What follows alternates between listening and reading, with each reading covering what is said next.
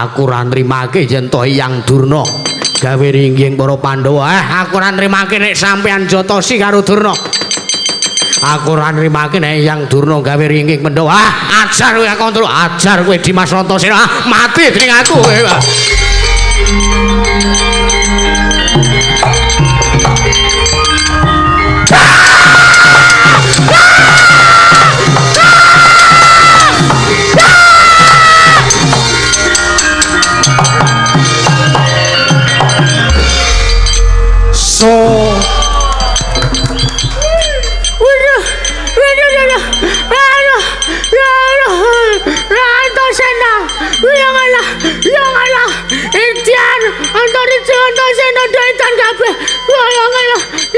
Wis syukur makane dadi wong tuwa ki aja sok kulino ngapusi.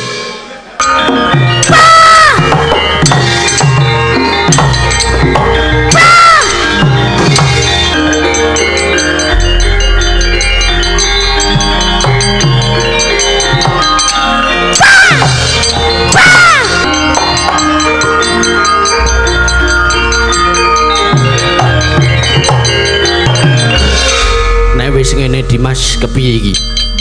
Aku tak ngoyak karo Kakang Gatotkaca menungsa iki gendongen ngene iki. Aja ngasih ucul lek ngasih ucul mengko Kakang Antarja sing tak katutke dosane. Aduh Antarja, cuk aku Antarja. Aku Don Antarja. Tak ngoyak Kakang Gatotkaca. Iki tutuk ana turun dalan. Ya Dimas, ndereke lakumu Dimas.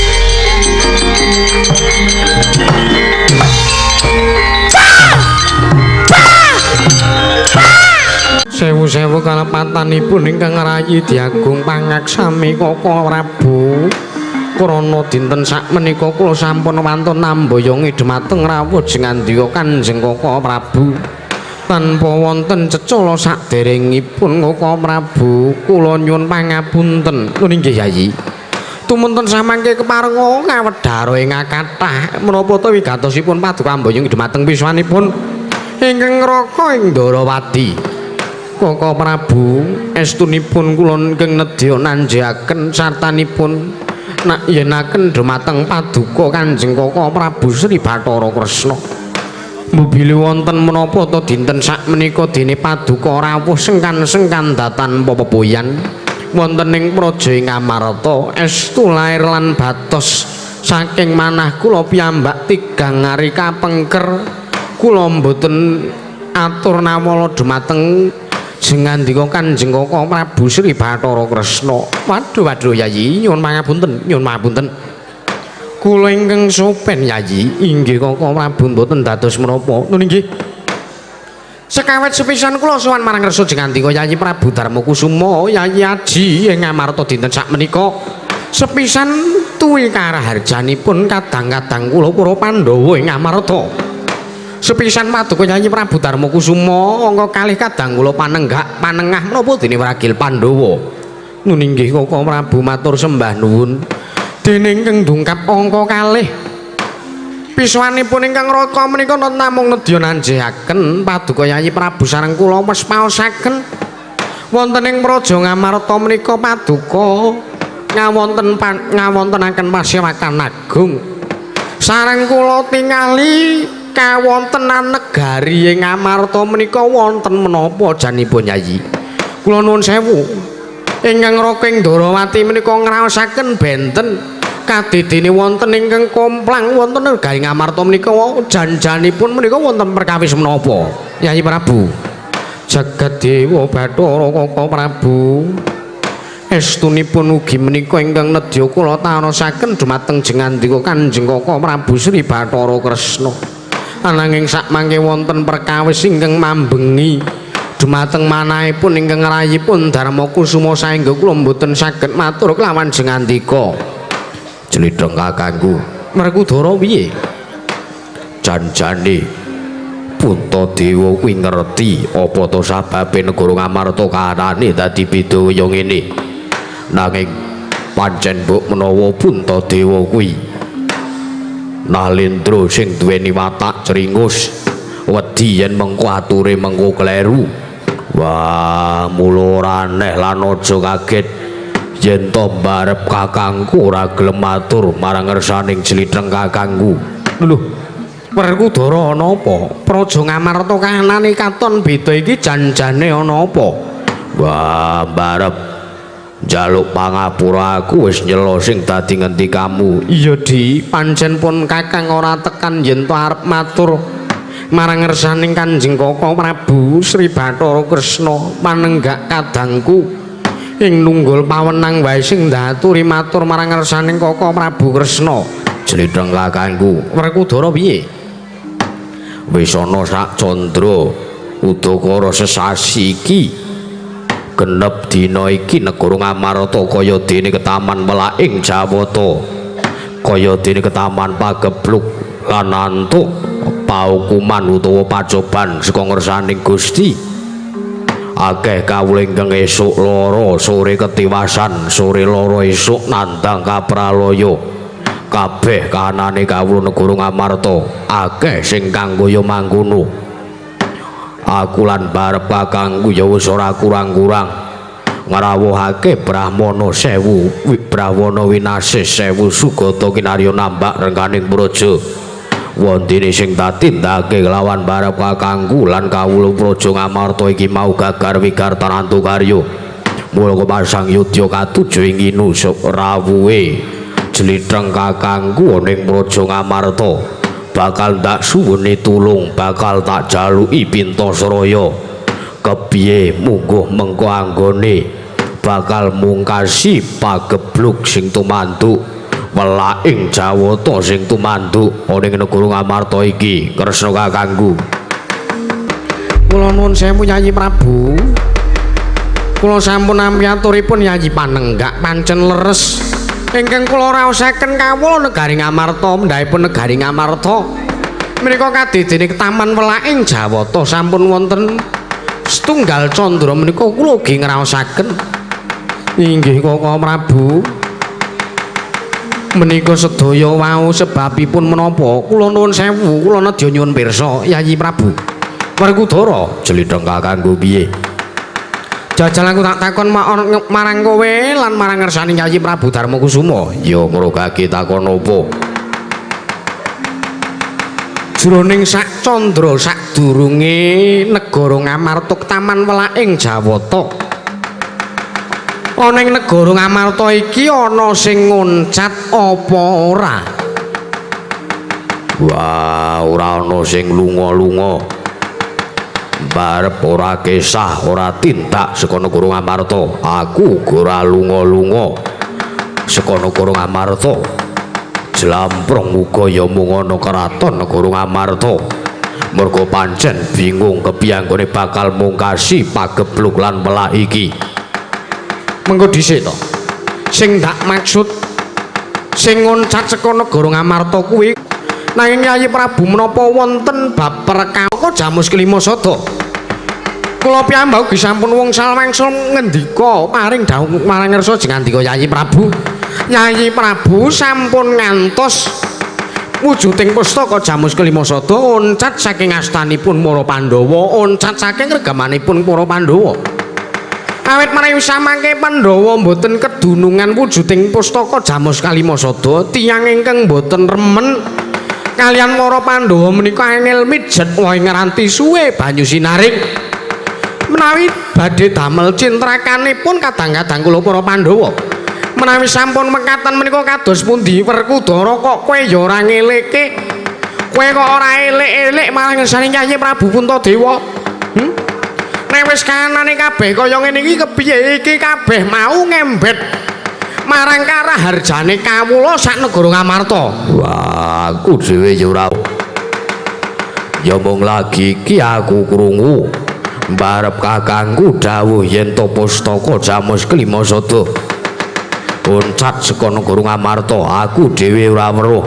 Mula to diage gandeng kowe eneng kene gage tingalana kaca paisan. Ana ngendi tulunge wujuding pustaka Jamus Kelima Sada? Lah dalah Yayi Prabu. Wonten timbalan Koko Prabu. Kula dherekaken sami-sami semedi manekung puji marang ngersanipun Gusti. sawetawis wekdal kemawon sakusa paduka badhe kados pundi Koko Prabu. Yayi Prabu kula aturi juga ranggenipun tapa. Aduh Koko Prabu. Nembe kemawon kula alampah tapa dereng ngantos sukma kula sumundul wonten ing kayewangan. Samangke paduka sampun jugaraken anggenipun ingkang rayi alampah tapa. Mangke rumiyin kula sampun pikantuk sasmita ingkang cetha saking ngersanipun para Jawata. Wonten dewa ingkang wisik kaliyan ingkang Raking Ndrawati bilih pustaka Jamus Hyang Jimat kalima sada menika oncat saking negari Ngamarta. Mboten kok semata-mata menika pancen kepara oncat nanging pancen dipun jarak dipun sengaja wujuding pustaka Jamus kalima sada menika dipun cidra dening salah satunggaling Duratmaka. Aduh Koko Prabu, pustaka Jamus Hyang Jimat kalima sada dipun cidra dening Duratmaka. Inggih kasinggihan mekaten. Wah, Kresna. Jamus kalima sada dicolong. Iya, Werkudara pancen ngono. Ngendika paringa dawuh. Omonga sapa sing nyolong Duratmakane sapa? Wah, tugele ndase. Werkudara. Slideng kakangku piye? Duratmaka iki mau pancen Siadi dhewe mangerteni wonge sapa. Ayo gage paringa dawuh jenenge sapa? Aku ora idep. Ora nyawang mbuh kuwi kadangku dhewe mbuh kuwi. Kawula Ngamarta mbuh kuwi sapa wae mesti wae bakal tak patrapi paukuman. Yo kuwi pidanane hukume Werkudara. Apa pancen bener sing mbok aturke? Iya. Pun Kakang matur sapa sing nyidra wujuding pustaka Jamus kelima sada ning mengko Siadi saguh ngrampungi to? Saguh ngrampungi tegese kepiye? Mengko Siadi saguh mateni Duratmaka lan saguh menehi pidana kelawan Duratmaka iki mau to? Ya ora saguh sebab apa. Werkudara kuwi satriya kang jejegake kautaman lan jejegake keadilan. Yen ana wong kang tumindak luput paripaksa ya kudu tak adili ya kuwi kanthi srana pidanane Werkudara lan hukume Werkudara. Yen to pancen sing ditumindake utawa apa kalih kuwi mau isih kena didandani, wajibe dihukum nganggo paukuman cara pranatan Ngamarta. Nanging yen kabeh kuwi mau wis ora kena didandani, paripaksa tak pateni mergo pancen kabeh iki ngembet mringkararjaning kawula sak Ngamarta. Utang nyawa saur nyawa, utang pati saur pati. Ya. Pun Kakang bakal matur marang ngersaning Siadi ning kanggo mantepke pun Kakang Siadi sumpao disekseni kiblat papat bumi langit nyekseni sumpahe Siadi yen to Siadi pancen nyata saguh mateni Duratmaka iki mau. Wah ya Werkudara aku sumpah sineksen jagat saisine yen to nganti aku owal saka aturku, owal saka sumpahku, tegese tetel kesatriane Werkudara. Mandi sumpahe Sang Werkudara.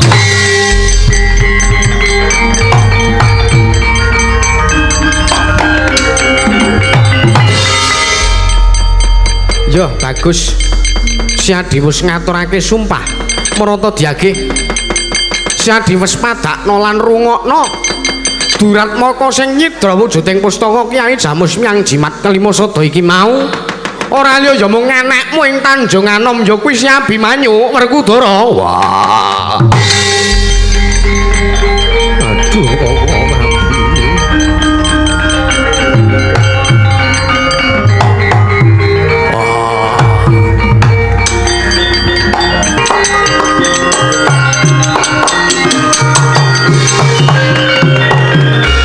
kok anakku nggih Abimanyu teko kowe saiki Sing nyidra gandeng sing nyidra wujuding pustaka Jamus Miang Jimat kelima sada kuwi anakmu Abimanyu ing Tanjung Anom. Mula yen nganti Siadyawal ora gelem mateni Abimanyu, ora gelem midana kelawan Abimanyu. Bakale tetel kesatriyane Werkudara. Apa ora ana pangapura kanggo Abimanyu? Ora.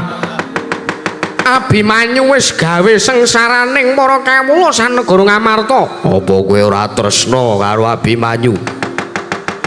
Senajan tresna nek pancen menungsa kuwi ora selawase iso tumindak becik. Menungsa kuwi yen wis lagi nedeng lali apa wae mesti bakal ditindakake lan dilakokke. Lan dilakoni mangerti Werkudara. Yen nganti Siadya ora mangkat midana karo Abimanyu, bakale tetel kesatriane Abimanyu. Abimanyu do ngapura.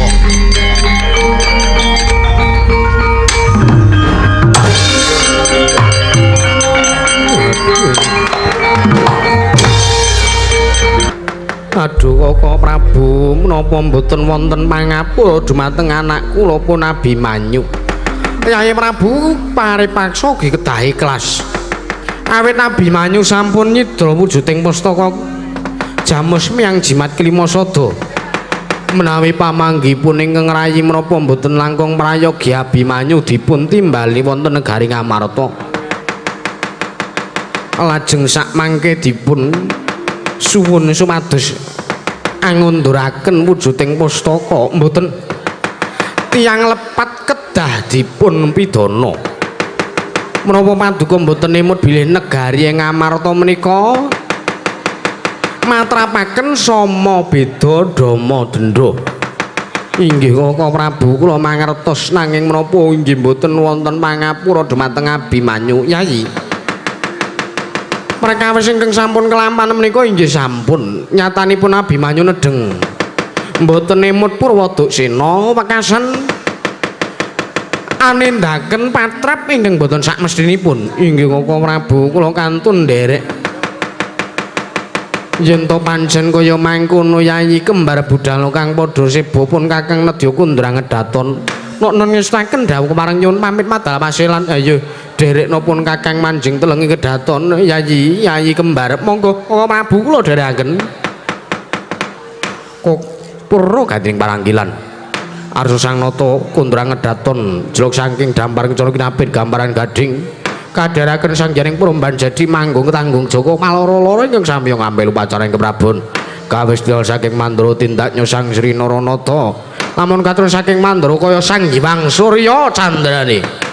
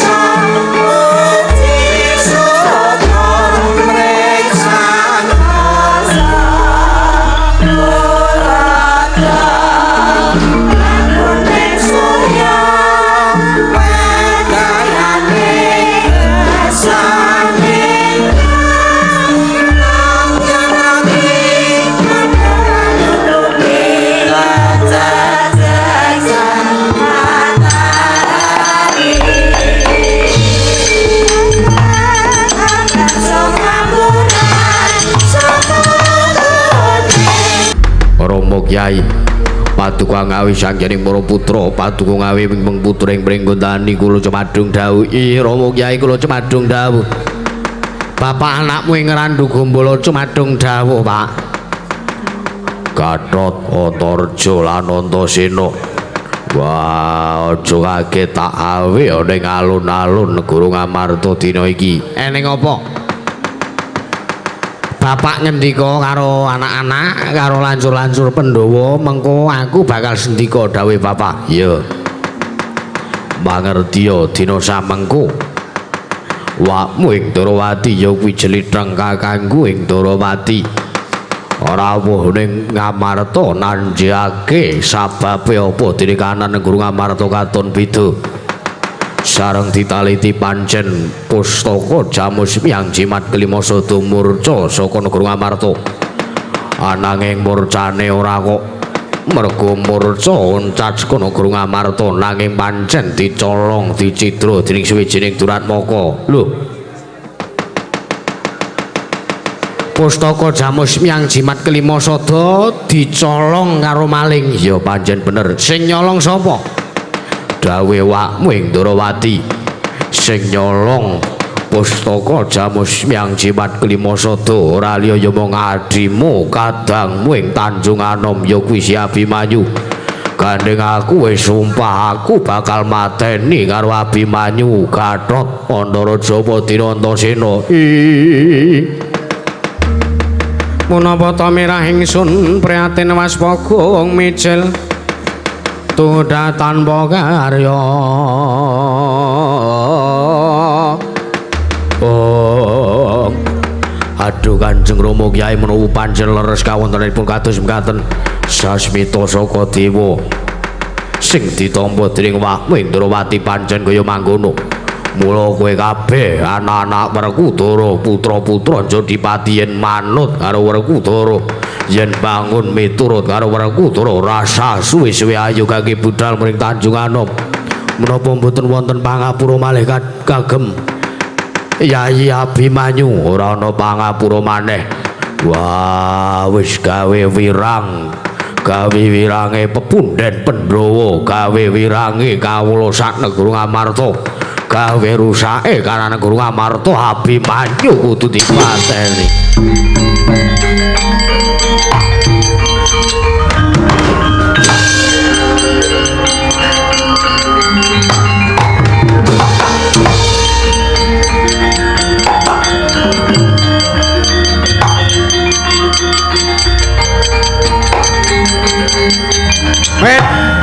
Sik.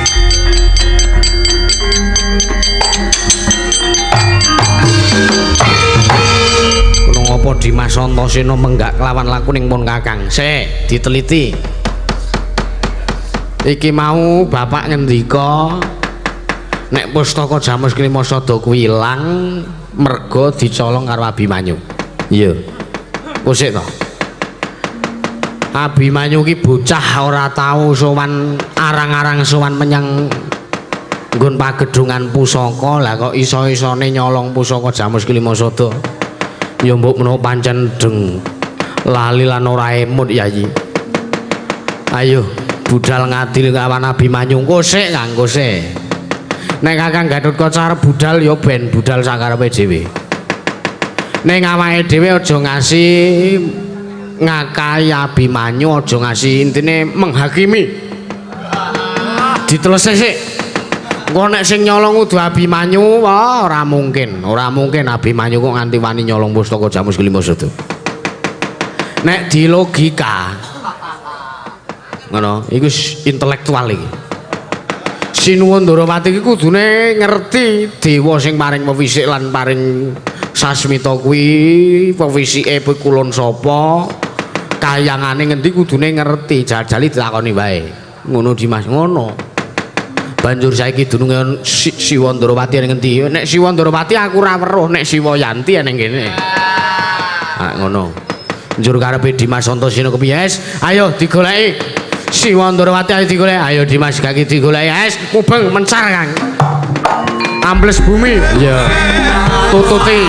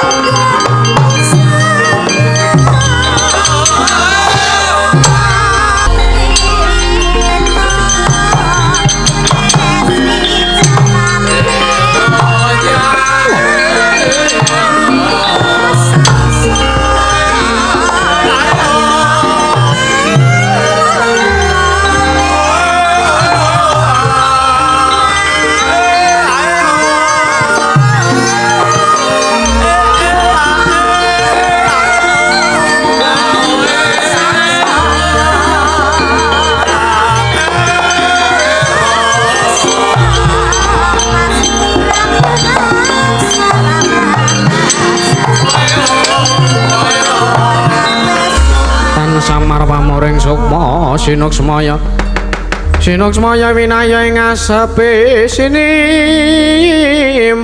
teleng ing kalbu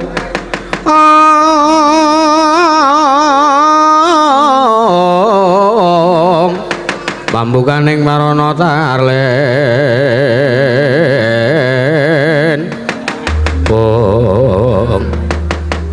pola dalah jebul pancen Pandhawa iki gampang diapusi to mara to monggo Abimanyu ora nyolong wujuding pustaka tak omongke nek Abimanyu sing nyolong wujuding pustaka ya ing kene bakal dadi jalaran ringkihe Pandhawa mergo Abimanyu kuwi bocah sing paling ditresnani dening Pandhawa sepisan Pandhawa wis koncatan pustaka Jamus Kelima Sada angka 2 kon kelangan Abimanyu nek iki mengko Werkudara sida mateni Abimanyu oh lah dalah seneng penyawange Begawan Durna seneng penyawange anak Prabu Duryudana oh lah dalah lole iki malah aku tak gawene geger sisan bae aku suwaneng negara Ngamarta marang matur marang ngersaning Prabu Puntadewa Yayi Prabu putra Paduka Abimanyu kapupu ing rana mat apa kuwi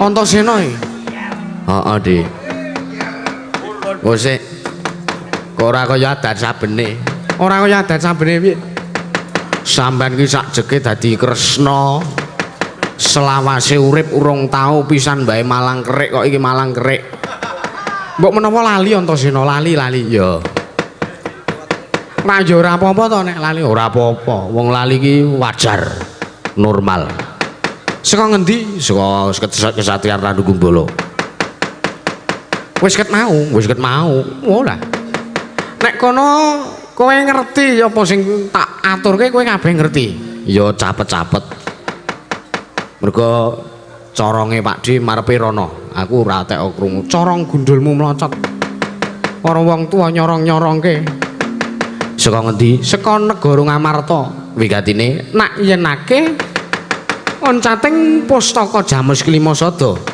ora ngono lah pustaka Jamus Kelima Sada ilange nendi oncat mergo dicolong dening Duratmaka malinge Abimanyu adimu wah edan aku dadi kaya ngono pambekane adiku Abimanyu wah edan iki kudu tak hakimi iki minggir aku tak mangkat kok sik Antasena kok sik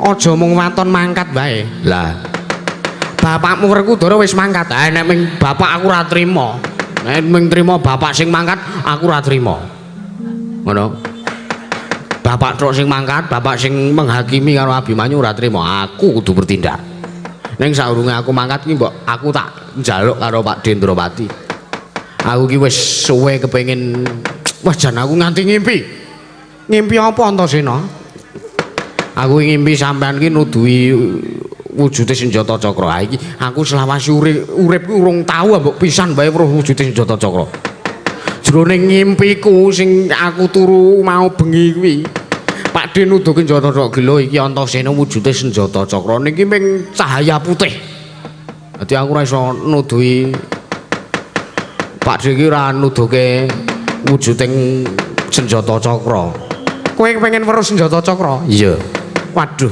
Antasena piye senjata cakra keri waduh keri ning endi keri ning kamar mandi lho piye to kuwi pusaka ampuh kok digone ning kamar mandi aduh aku kelalen Antasena nalika semono aku adus aku nedeng siram senjata cakra ndak selehake biasane mongko tak seleh ana ing kancing gelung lah iya kok iso keri iki lho Mbah biasane kancing gelung iki didhewekke iya ning aku njaluk ngapura tenan nek kowe kepengin weruh wujude senjata cakra aku ora bisa nuduhke saiki nek perlu ayo tak kanthi Samyang Ndrawati rasa Ah. Nek ora iso nuduhke senjata cakra, aku tak weruh wujude Sekar Cangkok Wijaya Kusuma. Sing jarene sekti ming sak wujude kembang ning iso kepiye kae nguripke barang mati. Nguripke wong mati kok barang mati. Ha iya. Aku kepengin jajal kuwi mbok menawa barangku tak ungkuli kanggo kuwi iso urip. Iki wis suwe ora urip. Ora celemongan lho kuwi Antasena. Endi Sekar Cangkok Wijaya Kusuma? Aduh, Sekar Cangkok Wijaya Kusuma uga keri Antasena. Eneng ngarep kaca. Tak dadekke siji karo senjata cakra. Ais. Gelo aku. Kecewa nek kaya ngene iki. Ya wis iki wae. Nek siji iki wae mesti Pak Dendrawati ora bakal iso keri. Apa Antasena? Kaca paesan. Nah, aku tak ndelok. Aku tak weruh iki mengko kahanane Abimanyu ki matine kepiye. Kowe kepengin weruh wujude kaca paesan? Iya. Mana to diake? Iki sawangen. Sawangen iki wujude kaca paesan. Se tak deloke. Siap-siap, Kang. Iya. Siap-siap.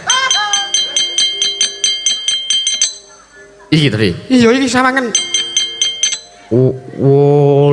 Lah kok teko kaya ngono kahanan. Lah kok njur gedene semono. Wah edan. Wah edan tenan. Nek ngono pancen Abimanyu sing wis nyidra pustaka Jamus Klimasada. Pancen ngono Antasena, Kang. Piye Dimas? Abimanyu kudu diadili. Abimanyu kudu dipateni saiki ya. Sendika dawuh Yayi Antasena. Gah. Oh sinun apa Siwa Ndrawati nuduhke kaca paesan kok wujude meng kaya kutil. Terangane iki pelakun. Aduh ya. Lara Antasena lara. Ya ora saiki ya. Engko nek nganti Bapak Werkudara mangkat ning Tanjung Anom, mengko nek nganti Abimanyu dipateni, aduh ya urung tantem. Aja Antasena, aja ya ngero, aja apa. Wong tuwa kandhan-kandhanane. Aduh ya. Mboten nginten babar pisan menawi jengandika ingkang sampun tumindak kados mekaten. Aduh Kanjeng Eyang, aku kilap. Teko paduka tega tumindak kados mekaten. Antareja puranen Eyangmu Sangger. Aku mung napa dawuh saka anak Prabu Duryudana. Aku mung napa dawuh saka anak Prabu Duryudana kan kringke Pandhawa jali ngapuranen aku. Ora ono ngapura Kang. Jatosi. Iki. Dosa lho kowe ngantemi wong tuwa. Aku wis dosa to Kang. Dosa. Simbah Durna sing tenang. Antasena mbelani karo Simbah. Mbelani aku tenan. Tenan. Wola dalah. Ayo. Antareja kuwi sapa? Adimu Walik Grembyang sadar mbelani karo Simbahmu Durna. Pandhawa saiki ringkeh. Aku ora nrimake yen to Hyang Durna gawe ringging para Pandhawa. Aku ora nrimake nek sampean jotosi karo Durna. Aku ora nrimake nek Hyang Durna gawe ringging Pandhawa. Ajar kowe aku ajar kowe Dimas Antasena. Mati dening aku kowe.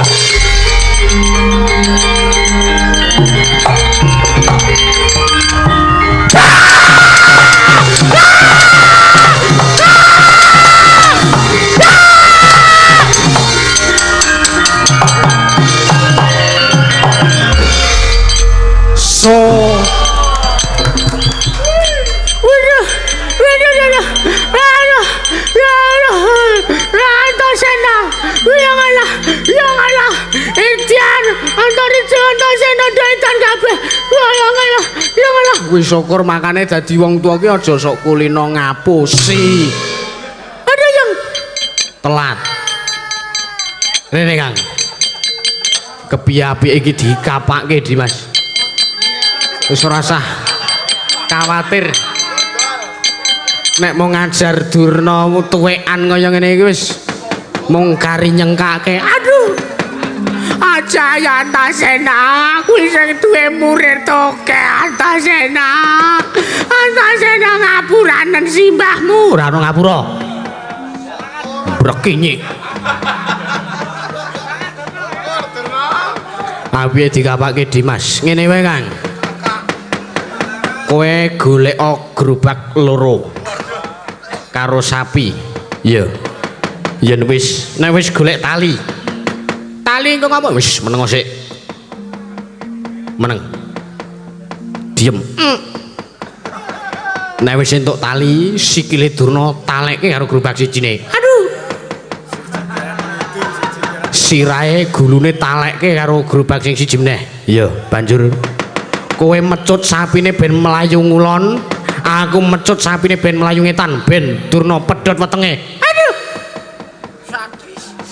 Mules wetengku Antasena. Urung entuk gerobake, Mbah. Oh ya. Nek ora entuk gerobak arep ngapa meneh? Golek pitik sing akeh. Ah. Dingkung, jari sapa? Golek pitik sing akeh. Terus Durna dibondo. Nek wis nyepakno beras ora nggegem, matane Durna kaya beras. Pitik diculke. Pitik men notoli matane Durna men picek sisan. Aduh, aku buta. Aku buta Antasena, nek ngono aku ora iso nyawang sinden-sinden ayu meneh. Kowe iki wis kecekel barang isi kaya ngono ora. Antasena ora kejem wae wong kleru kuwi kudu patrapi sing kejem ngono kuwi. Ah sampeyan ku kejem karo adikku Abimanyu kok. Iki ape dikapake bondo tangane gendonge tutuki turun dalan. Aduh Antasena, aja takir. Aku isin ben. Simbah Durna gaweane kok dhisik senengane gaweane isin. Gawe isin wong liya. Malah kepara nek ana wayange lho iki tak udani sisan sampean. Wadine ora ana ya wis uda dhewe. Antasena aku isin aku ora ngepan. Wis. Lho pitike ucul. Oleh siji kuwi Kang. Oleh diganggu mandra kok. Iku utek wae. Njur menungso iki karepe bondo tangane. Gendong tutuki turun dalan. Ya Sendika Dimas. Antareja kowe manut karo aku. Ora ngono tak gertek. Ayo.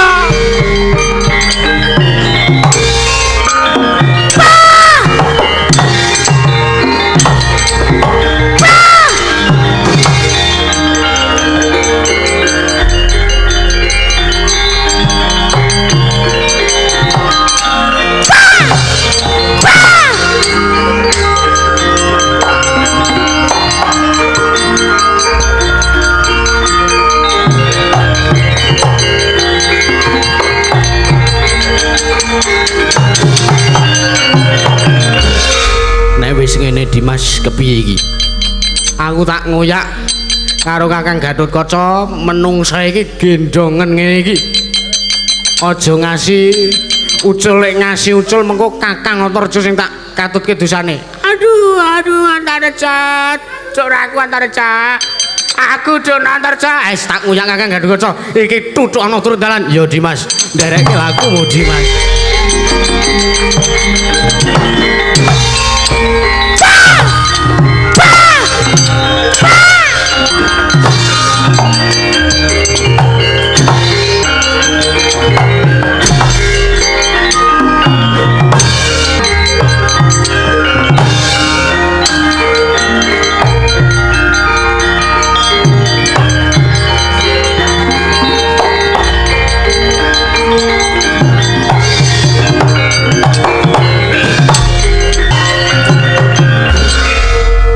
Landing sik Kang.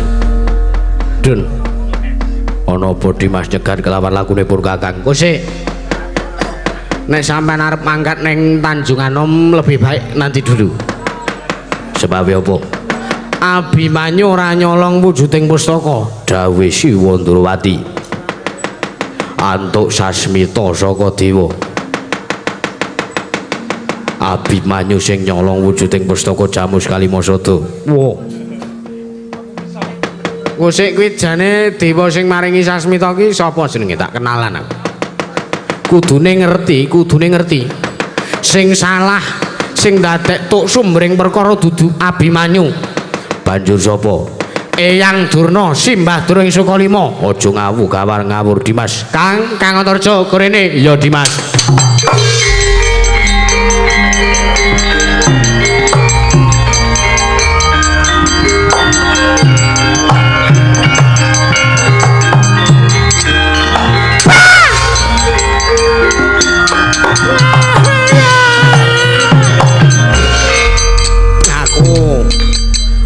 Kuwi putune ning Gatotkaca ki. Iya ya. Sing karo wong tuwa ngeplaki sakel medheme. Wong tuwa ki nek tumindake ngawur antasena ki senengane ra. Kuwi ngaku. Ngaku ra. Ngaku nek sampean sing kleru, sampean sing gawe perkara. Wah, Gatotkaca. Apuranen Simbah Mulya le. Eyang Durna wonten menapa kados pundi? Abimanyu nyolong pustaka gawe-gawe. Ayo jujur. Ora sudi nek Simbah Durna ora jujur melalak pateni ning kene. Aja Dimas mengko dadi perkara. Simbah Eyang Durna kados pundi? Wah, antasena kepiye? Ngaku. Ya. Ngaku, ora ngaku ak kluthuki lho, ak plotroke kathokmu. Langit re. Langit re. Kepiye? Langit ture. Senengane kaya ngono ra. Panjenengan tawang-tawang tangis. Langit re. Kados pundi? Langit ture. Kenging menapa? Gatotkaca puranen aku ya, Nger. Jajan Abimanyu ora nyolong wujuding pustaka kuwi mau gawe aku. Kuwi mau gawe aku mergo didhawuhi dening anak Prabu Duryudana. Mergo aku didhawuhi dening anak Prabu Duryudana, Gatotkaca, aku njaluk ngapura ya nang ya Le. Mboten nginten babar pisan. Menawi paduka tumindak kang kaya mekaten. Kula rumaos gregeten, kula rumaos ketun-ketung badhe mejahi dhumateng Arayi kula pun Abimanyu. Jotos wae, Kang, jotos wae. Aku ra tegel Dimas. Mune ra tegel gak tiba. Keterujut. Mboten nginten babar pisan. Panjenengan menika ingkang kula sembah delamakanipun teka pakarti panjenengan sak ngisoring delamakan. Terus ora usah diweki ampun. Panjenengan kados mekaten, panjenengan gadhah pakarti ingkang kados mekaten. Wis tibake wae ora usah dimpet.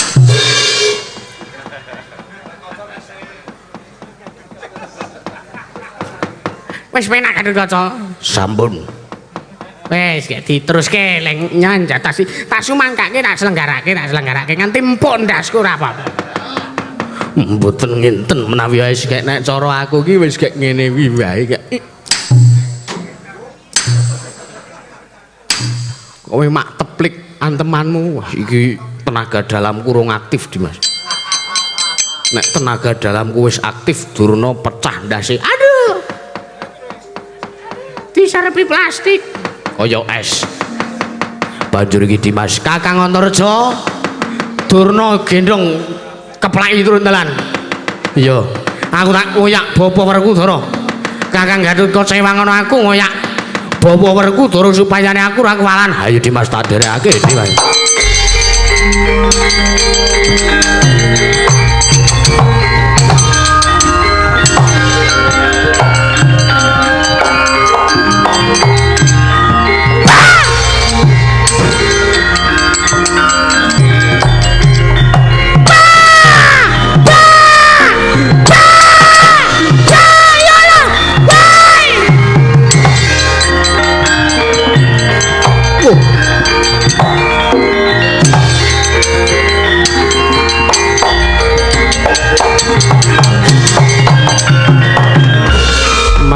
mangru sesumbar mawa lindhu bumi gonceng kumaluduk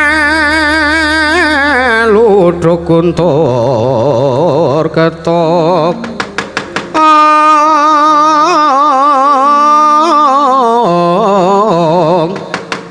Lomembak banyu kumambang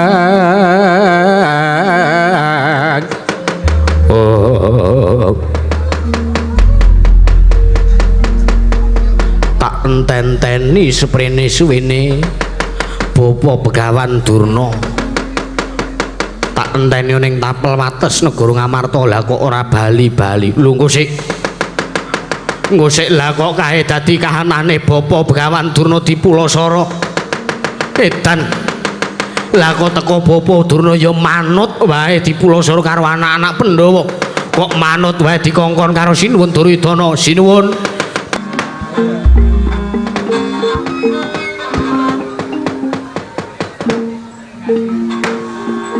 Yenggir kula nyuwun pangapunten sampun kawit kula wau tabuh 8 enjang paduka namung pijramuwun wonten ing Dampar Kencana Den kula nyuwun pangapunten ingkang pamaning kepatihan kula wau kawit kula wau sampun dangun nanging boten dipun gagas nggih anak Prabu Jaka Pitana mbok bilih wonten lepatipun ingkang pamaning Plasa Jenar kula atur yanduwa lan anyendu dhumateng ingkang pamaning Plasa Jenar nggih anak Prabu sampun kendel kewala kados mekaten Yayi Prabu kawi to kula aturi paring dawuh ingkang tetela panjenengan nglempaken sangjaning para nayaka punggawa miwah kawula negari Ngastina menika menawi namung dipun tilar nangis ditinggal sungkawa menika mboten badhe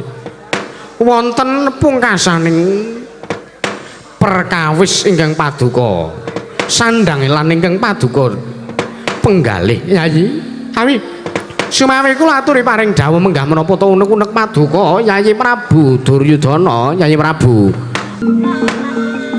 sewu-sewu kalepatanipun ingkang putra ing Astina Tadawatuna paman Kakang Prabu Karna lan paman Patih Arya Sengguni estripun kawula muwun wonten ing mriki menika namung gagas babagan pasumpenan kawula ingkang kula lampahi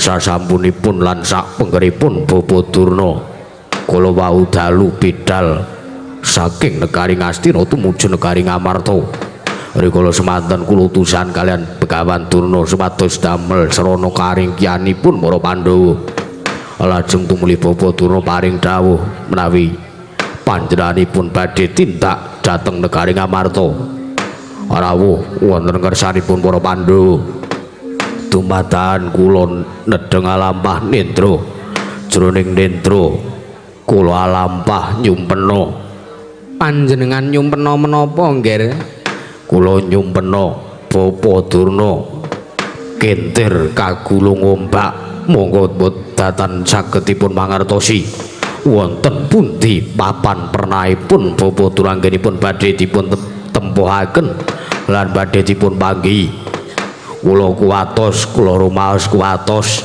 bilih samangke Bapa Durna boten saged mejahi dumateng para Pandhawa kula nuwun sewu nggih babakan masumpenan menika kula kinten mboten sah dipun gagas banget mpun awi ingkang baken sak menika Kakang Durna dereng saged kundur wangsul wonten negari Ngastina menika menawi pamanggihipun ingkang bapa mbok monggo ta positif thinking kemawon sampun menggal ingkang boten-boten kula yakin bilih Kakang Penemban Durna sampun saged mejahi dumateng pun para Pandhawa mriku ngendikanipun sinten mriku kabar saking sinten Pandhawa menika ringkih pun kados pundi kawontenanipun boten saged dipun pejahi ringkih kados menapa kemawon Pandhawa boten saged dipun krenah patine monggo ingkang kula antu-antu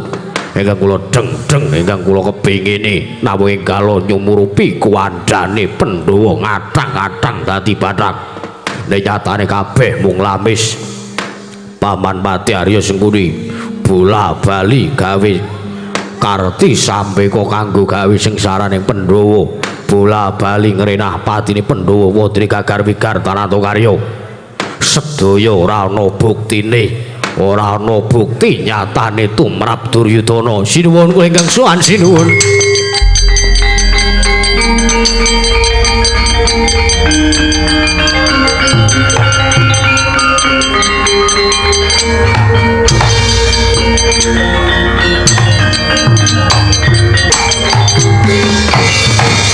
Aturuninga kula ngaturaken ketiwasan sinuwun. Satama sowan mlayu-mlayu ana wigati apa nyuwun pangapunten saderenge kula patatur jagung pangaksami rikala semanten paduka utusan kelawan bapa Penemban Durna inggih ingkang Rama kula piyambak supados sowan wonten negari Ngamarta damel senana ringkipun Pandhawa samenika bapa Durna kadang-andring putra-putra Pandhawa tumuli bapa Durna dipun pulasara ladaladi sing muni Pandhawa wis mudhar guru-guru bapa Durna.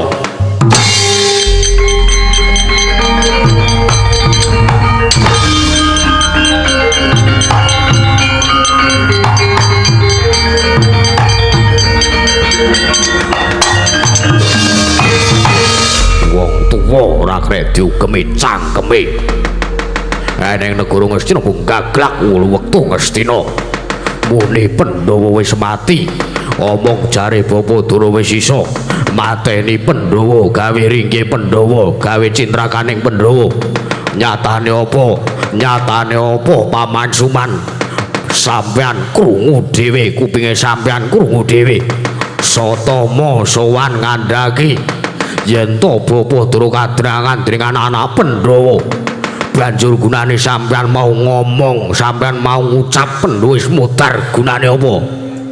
Inggih kula namung beropini kok nggih. Wontene opini kula mboten dipun agem nggih mboten masalah. Ora ana gunane meneh patih ning Ngastina yen to mung gaweane ming lingkuh gogok gaweane ming perintah kawula nanging ora ana nyatane ora ana hasile nek nyalon wae kaya urap-urapan suarane janji arep ngaspal dalan kene arep ngaspal dalan kono bareng dadi ming entuk hasile ndi kula ora percaya meneh karo patih Ngastina kula ora percaya meneh karo cangkeme patih Sengkuni.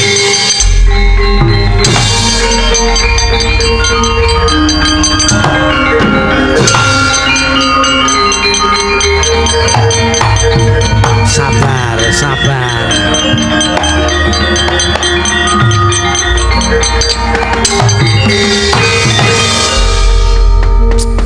Elah. Sabar, tabah ke ora apa-apa. Dielek-elek bendera ora masalah.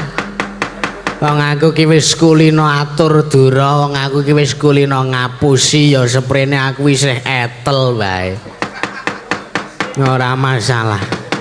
Bola bali aku ngapusi ning ya seprene isih sehat seger waras. Paman Arya sampun kados ngaten mangke rumiyin nggih. Panjenengan dereng mangertos kridanipun Patih Sengkuni. Sinuwun kula ingkang sowan sinuwun.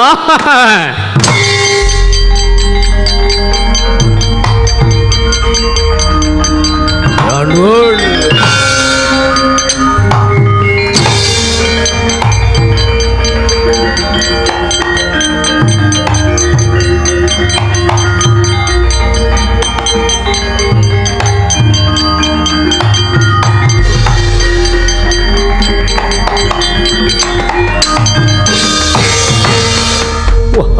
Latalan unamit pasang limantapi dina pinang kula dene demawing tawang doang sinuwun kula sampun sowan mangsanipun Sinuwun Prabu Duryudana kula nuwun sewu kisanak kula sanes Prabu Duryudana lho jenengan sinten kula pepatih Ngastina Patih Arya Suman jenengan sinten oh Patih Ngastina nggih kula wingking saking negari ing Panggang Kencana. jejuluk kula Prabu Lokayanti. Marwiyanti, Lokayanti, sanes Marwiyanti. Saemut kula ingkang saking panggang menika Marwiyanti, sanes kula Lokayanti. Marwiyanti menika sinden. Kula menika Nalendra. Benten derajat, benten kedudukan. Inggih. Panjenengan badhe wonten wigatos menapa? Wah, la dalah. Tigang dinten kapengker kula daftar. Kula badhe suwita margasaning Sang Begawan Durna. Begawan Durna janji kalian kula paring semua dumateng kula bilih dinten sakmenika kula supados sowan wonten ing pertapan Sukalima kula badhe dipun paringi ngelmu guna kasantikan guna kaprayetan. Wonten ing sareng kula loro wonten ing pertapan Sukalima suwung bareng kula ketemu warga kula tangletke piyambakipun nggih mboten martos. Jajali Mas sampean mang teng kraton Ngastina mawon. Kula loro wonten ing mriki wonten pundi jenenipun Begawan Durna? Begawan Durna mboten wonten mriki. Wo. Lha teng pundi? Begawan Durna sak mangke sampun dipun utus supados sowan wonten negari Ngamarta. Wigatosipun damel srana ringkipun Pandhawa nanging malah sak mangke kadenangan dening para Pandhawa. Pun bola-bali bab Kakang Durna niku gawe icuk-icuk ngelincipi carang papak ngelek-elek kono ngelek-elek kene adu kono adu kene. Kakang Durna niku senes pendhita sing sae. Nek sampean kok dijanjeni dimingi-mingi modal gedhe terus sampean entuk aji-aji ngilmu guna kaprayitnan niku sedaya ming palsu. Sedaya mboten enten nyatane. Mulane ndaratur kula sampean mangkundur mawon teng panggang. Pun mboten sasuwita kalih Durna. Durna niku mun bola-bali ngapusi. Pun bola-bali ngapusi. Niku estu napa? Seksine niku anak Prabu Karna.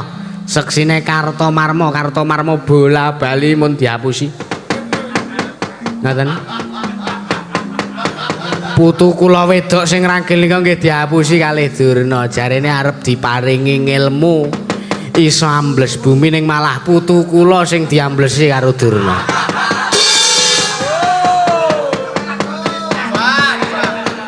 Begawan Durna menika pancen truk biyangane.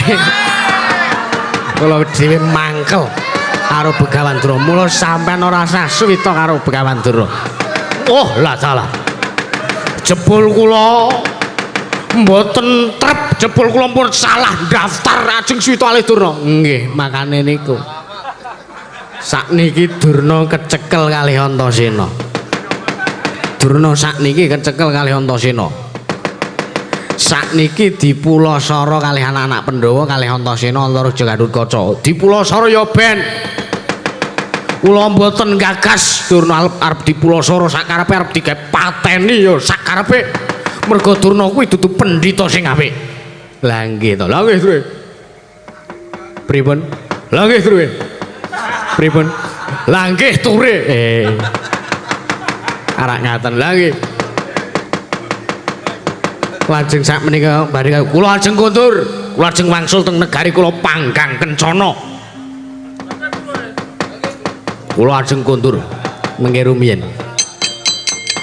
Le kula sengiti niku wong kula ya ndelok Le Durna niku diajar. Wong kula ya nyatakke dhewe.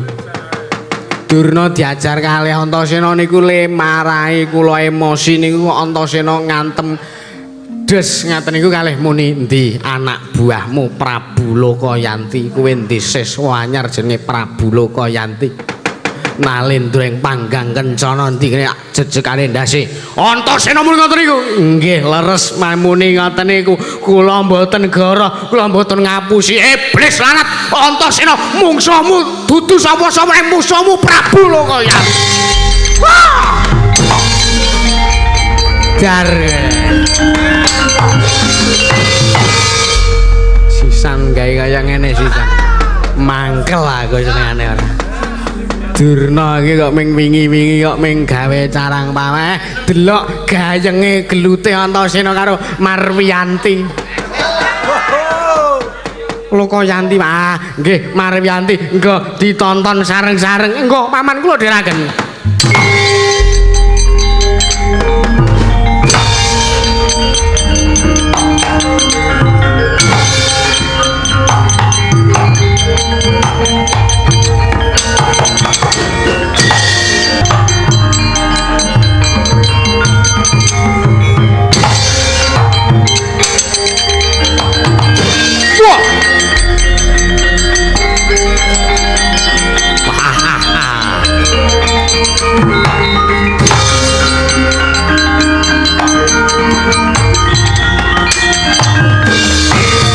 Nututi lamun katututan lamun mangsa prawira diktaya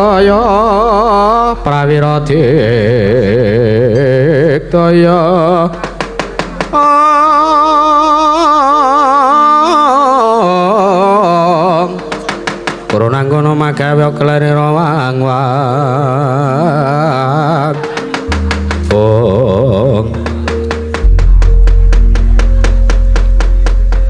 Antasena kowe. Iya. Wah, ora basa. Kowe ora basa karo aku kon basa karo kowe. Ya ora sukti. Kowe nek pengen dibasane kowe basa karo aku. Wah, Raden Antasena menika. Iya. Lho kok kowe ora basa? Aku iki kodrate ra iso basa. Ajar apa mbok basane aku ora bakal basane kowe genti. Iblis lanat. Kowe sing sumbar-sumbar karo aku sing sumbar-sumbar nalikane kowe ngantemi Begawan Durna. Lho. Sumbar piye bres kepiye iki rembuke dicethake sik bras. Bres nonyo cangkemmu kuwi.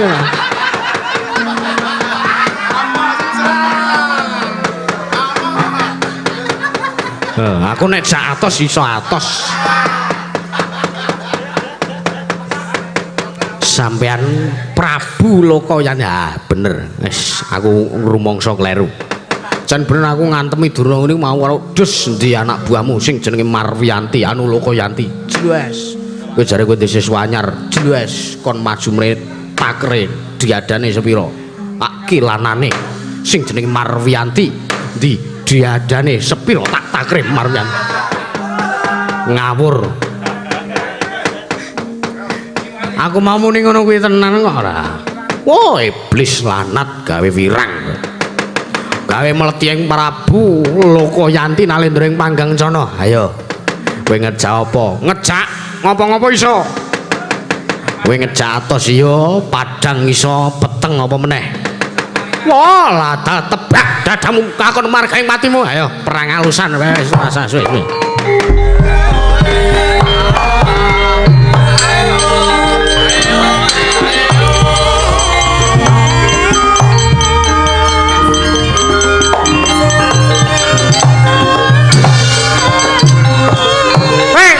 Apa yang ngerangkul?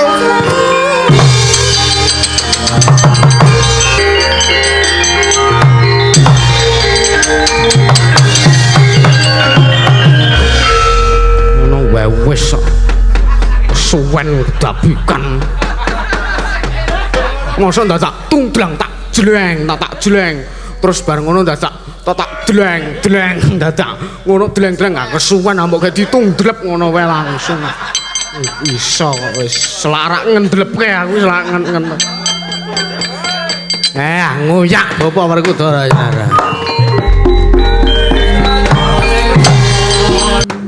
Wah, Gatot nyegat lakuku. Kanjeng Rama Kyai ya napa?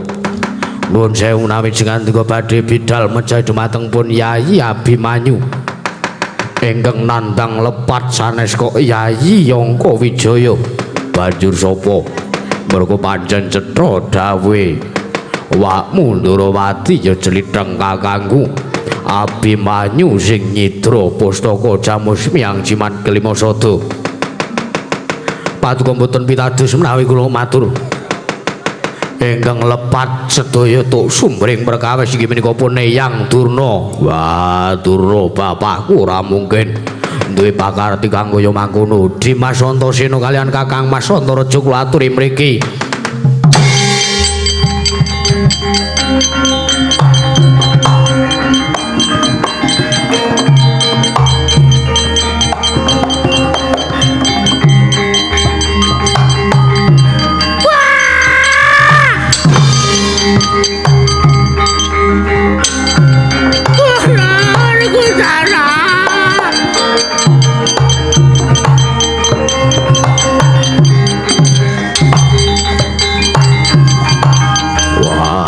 Durna bapakku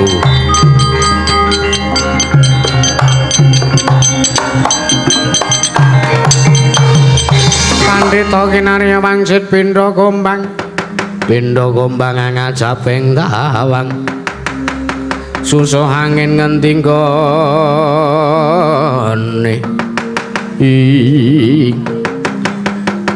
Durna bapakku kena ngopo tatu arang keranjang mestakamu.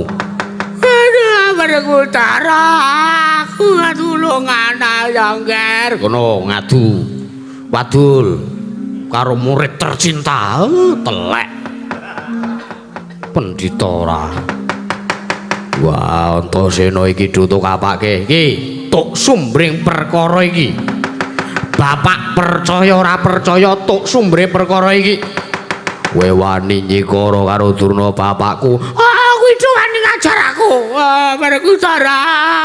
Werku Utara aku ayam mana yang ger Ora sah njaluk pengayom. aduh yo Antasena, ngopo? Ana wong tuwa lak tutuki sisan kowe sampean. Ayo. Wah, wani karo bapake. Wani yo ben. Aku mbelane bener. Apa ya selamae wong tuwa kuwi mesti bener terus. Iki Durna kayonge. aduh yo Antasena wis nganti kaya ngene kaya aku kerasa ya Antasena kesik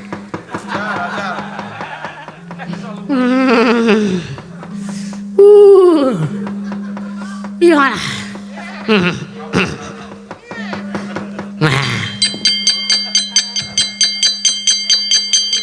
larak tenan gatel kaya ngene ta ya kleru godhong kelonconan tak ngelap Werku Utara bapakmu tulungan ayang ger Wah.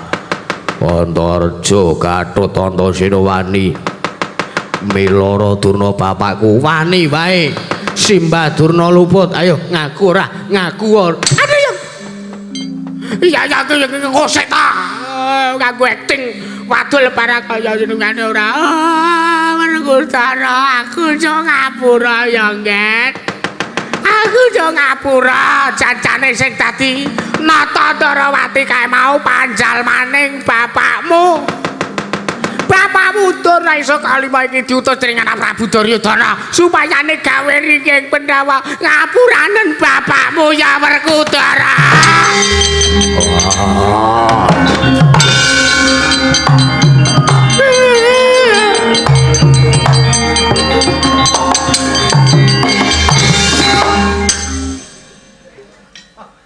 Sambat to.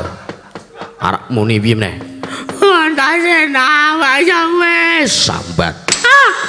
Gathut kacawe iki tanganmu ki wesi ngantem sak kilometer dhewe ra Ayo sembur mlonyo. aja aku ya iso nyembur apa dikira Antareja sak sing Antareja tak sik iso nyembur Kang Igujek.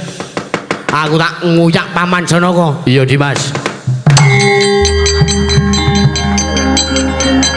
aku ora mengapa wah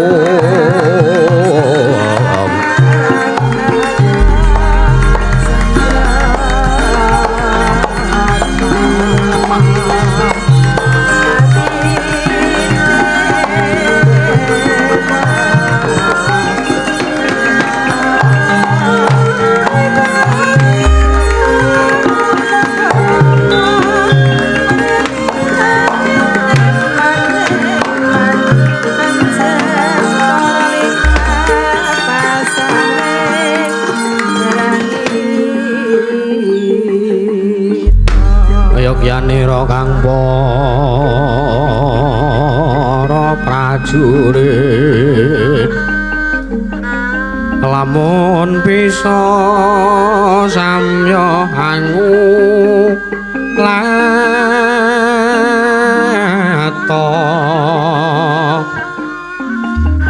katingune caritane andelira sang Prabu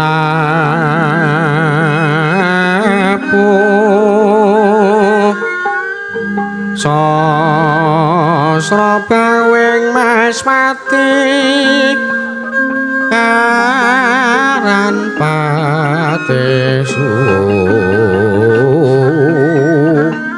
wanda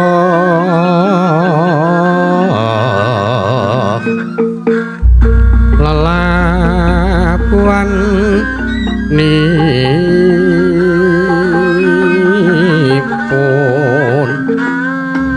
tan ginarangri prakara guna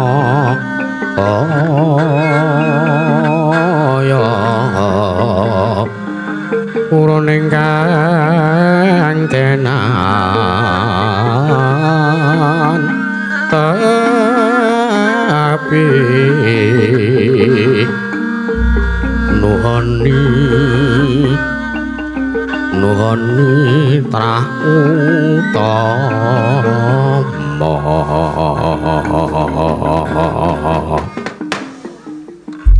kula nun sewu Kanjeng Ibu Wara Sembadra kalian Kanjeng Ibu Wara Sri Kandi sarawujeng andika ingkang putra ing Tanjungan Punangka Wijaya ngaturaken sembah pangabekti kula kunjuk Kanjeng Ibu Wara Sembadra Kanjeng Ibu Wara Sri Kandi. Iya Nggih. Abimanyu tak tampa pangestunipun Ibu Tampanana. Inggih kula pundi ndadosna jimat. Ya Batobat Abimanyu Wijaya tak tampa pangestunipun Ibu Tampanana. Inggih. Kula pundi ndadosna jimat paripindayanana ing kasantosan. Wah. Ndara Sembadra to. Ha iya. Karo Ndara Sri Kandi. Ha iya. Kembang desa Dengkul. Ayo dhewe kowe nek umpamane nggon aku to. Ha iya. Mandane kok. Kok urung duwe anak cilik meneh ya, Tru? Lah ngopo? Nah rene iki nggo bayi ngono. Gek bayine nangis. Terus ngopo? Terus susane. Kowe bisa ngamuk kok kaya ngono ora. Padune ngono ora. Pikirane kok negatif ngeres. Ayo wong ki senengane dhewe-dhewe ya ora njur kaya ngono kuwi wegah ora trima aku. Ya karang lehku suwita karo Wirok Pradangga. Iya.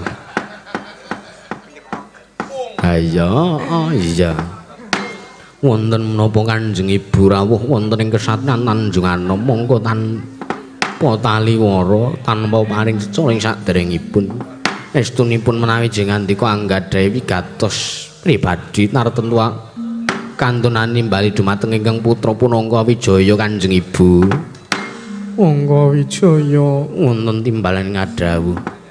Kaget rasane atiku banjur aku sowan ana ing kene. Kadiparan Kanjeng Ibu. 3 hari kapengker aku nyempena sira kula Abimanyu. Kentir kagulunge ngombak mapan ana ing telenging samudra. Mongko rikala semana kahanane Abimanyu anakku kendang kaplacondang kontal kaprapal ora dimangerteni ana ngendi dununge anakku Abimanyu. Bonjang Kanjeng langit kelap-kelap katon Kenjang Sri Sang meweh gandrung sabaran ingkang tenjuh rawuhipun Sang Raden Arjuna.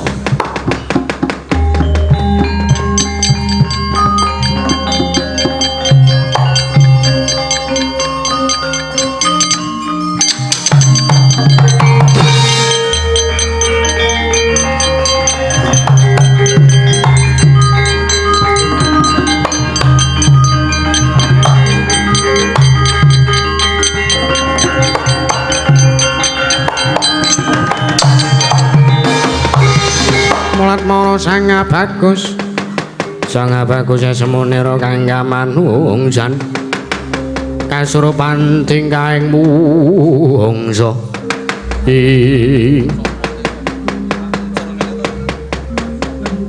diajeng mapane ning kene mbokne kulup. Iya bapakne kulup. Sawetara aku tilik marang Karaharjane Abimanyu. Ana ngendi durunge Abimanyu? Kuwi ana mburine bapakne kulup. Abimanyu. Aja kaget ati, aja kaduk ati kadrut kajeron penampa. Praptaku mrene dinuta dening Kanjeng Kaka Prabu Puntadewa supayane paring bebungah ya kuwi ganjaran kelawan kowe. Aduh Kanjeng Rama, Kanjeng Prabu ing Amarta badhe paring ganjaran menapa? Ya mung aku dinuta. Aku sing kudu menehi ganjaran bebungah kelawan kowe. Monggo kula aturi maringaken Marata Dyage Tampanon.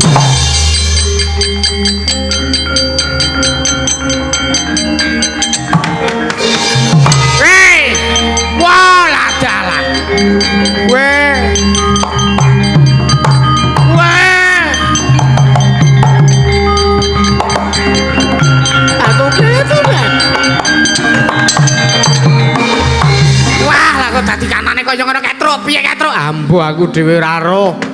Lah kok dadi Ndara Arjuna nyikara karo Ndara Abimanyu. Wah, toke to, toke kawal.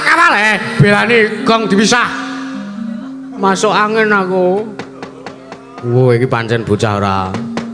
Rada ora penak awak kowe. Kowe wis sing mangkat. Alah, padumu arep ning kene arep ndelok wong-wong ayu kok. Alah, ya wis aku mangkat dhisik.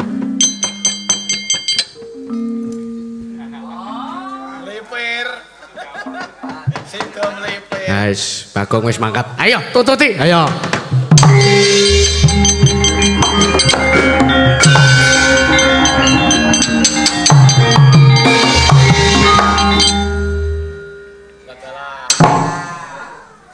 Rasida.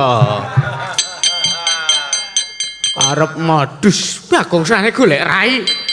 Mboten. Nah, tobat Pangeran Arjuna. Mbok sampun kados mekaten lho.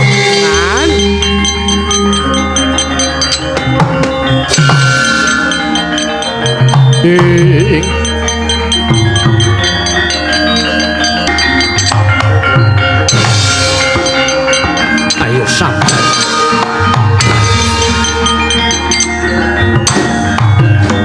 Ayo, mek pancen kowe anak arep sambato. Bunggu ning ngarepe bapakmu.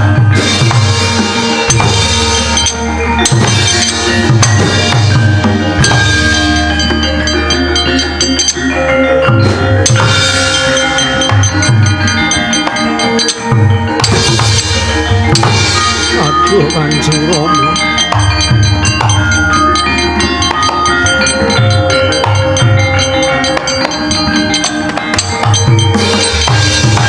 Ayo, nek pancen cetha kowe anak Arjuna. Bunggu, ayo.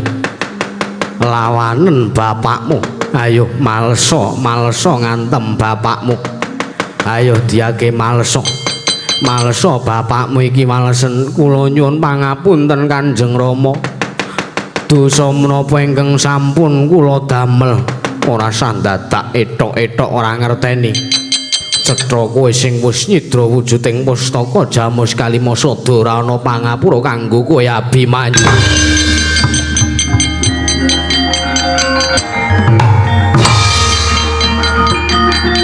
Aduh, betul.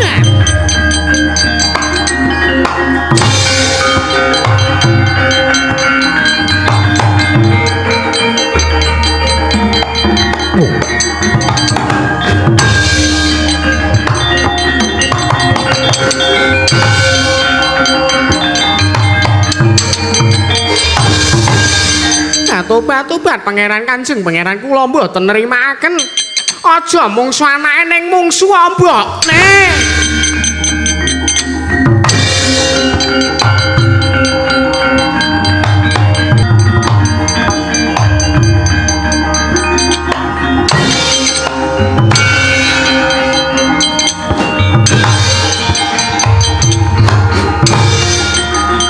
Ya amuk.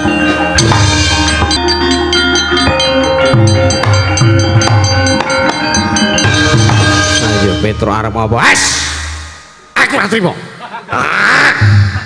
Ayo. Oh ora trimo. Ayo. Mungsuhe Petruk nek sampeyan arep nikara karo Abimanyu.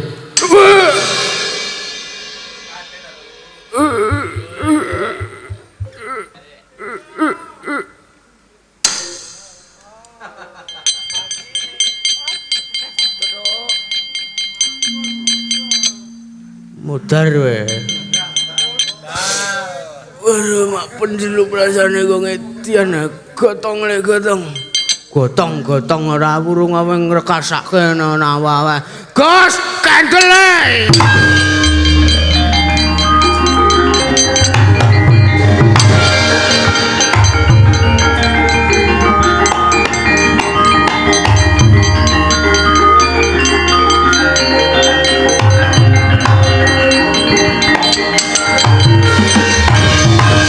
Ayo Gatot Kaca minggiro paman kula boten nrimaken menawi jengandika nyikara kalian kadang kula Abimanyu minggir ora minggir kelakon mati dening aku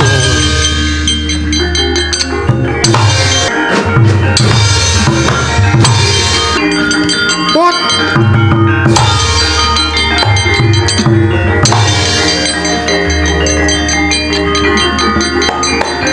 dan bahaya kae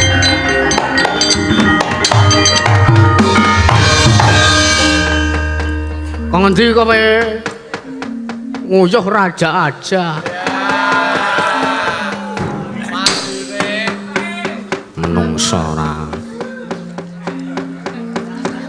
bahaya gitu bahaya piye kanane Ndara Warasembadra Ndara Abimanyu Mang Kesa Mang lunga jauh-jauh saking mriki iya Bang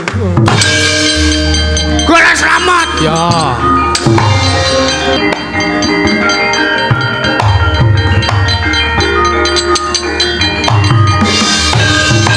ayo Gatot Kaca kowe isih ora nrimake lelakone adimu Abimanyu seblake jemparing mbuh tibamu ning endi barang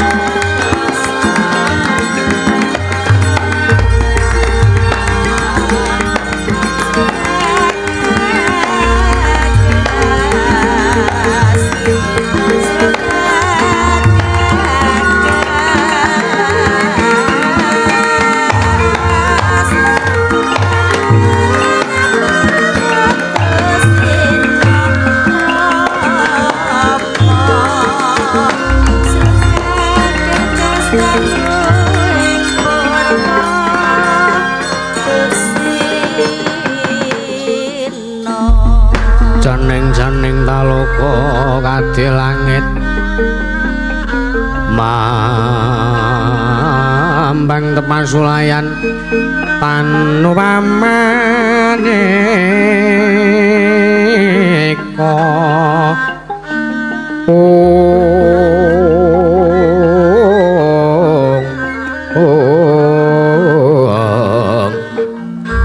lintang surya kusumayana sumawur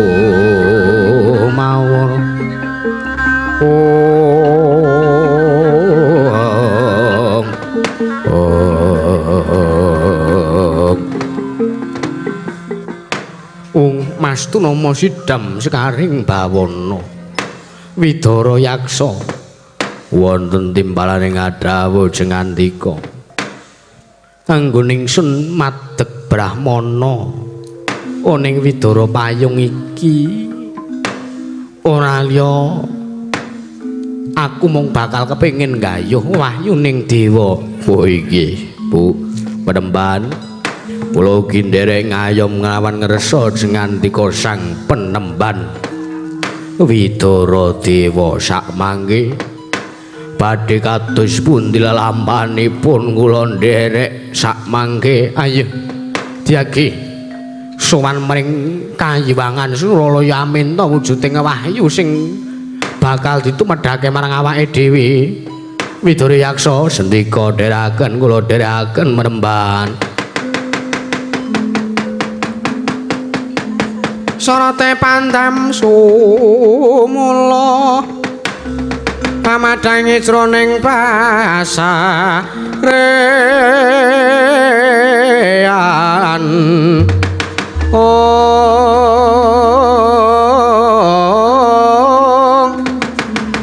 Sang Dyamana ingkang sumunggem kuling Sang Kakung mangrapa baboke maneman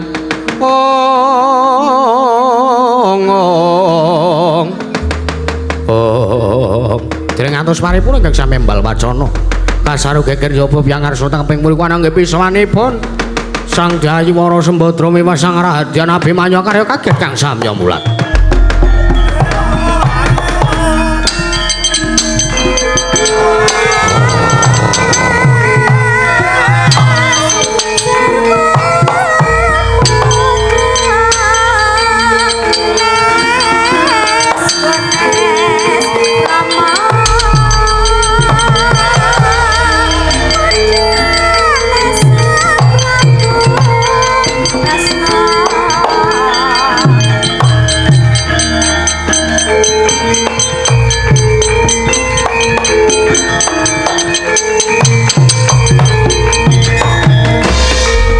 Jaya tama ngambar arum sang kusuma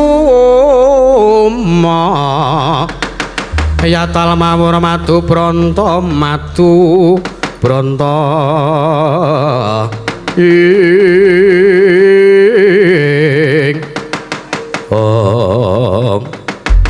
Bung Mas Trama Sidam Sekaring Bawana menika wonten sakwujuding Wanodya ayu menika sinten Gusti Ayu pun tepangaken Penemban kula pun Wara Sembadra.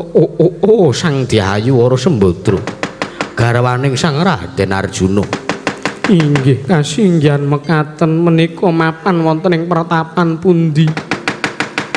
Inggih boten sanes paduka sampun mapan sampun tumuju wonten ing pertapan Widara Payung kula pun begawan Widara Dewa inggih lan kula Widara Yaksa kula wong Widara kula dalang saru aku ora takon karo kowe lha nggih ture Penemban wonten menapa sing nyauri aku wae kowe ora sah nyauri iki wonten menapa Gusti Ayu satemah aku anakku dipulasara dening kakungku ya kuwi Pangeran Arjuna. Penemban aku njaluk pengayoman ana ngendi meneh dununge aku kudu ngayom yen to ora marang sira Penemban. Lah dalah nyuwun pangapunten Gusti Ayu. Mboten kateges kula mboten nampi paswitan paduka, kula tampi paswitan panjenengan. Menawi badhe ngayom kelawan ingkang abdipun Widara Dewa. Samangke kula tampi nanging kula nyuwun pangapunten mboten kok ateges kula nundung kelawan jengandika. Dinten sakmenika kula nggadahi perlu inggih menika kula nedya sowan wonten ing Suralaya. Wigatine apa Penemban? Pados pengadilan awit wonten wonten titah kalih ingkang dipun cemplungaken dipun pidana wonten ing Kawah Candra Dimuka awit sampun damel risak kahanan Kayiwangan sapa titah kuwi mau penemban titah menika werni kalih nggih menika sepisan putri ingkang angka kalih kakung menawi boten lepat ingkang putri sesilihipun Dewi Wara Sri Kandi lajeng ingkang kakung pun kekasih Sang Raden Gatotkaca babar buta gedhe Sang Para Subadra.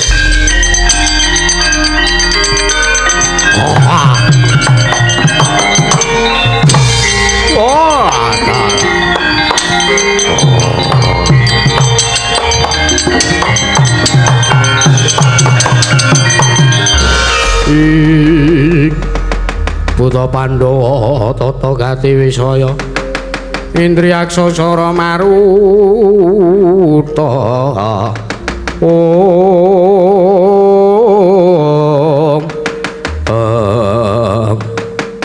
wala jebul nek sing luwih gedhe saka aku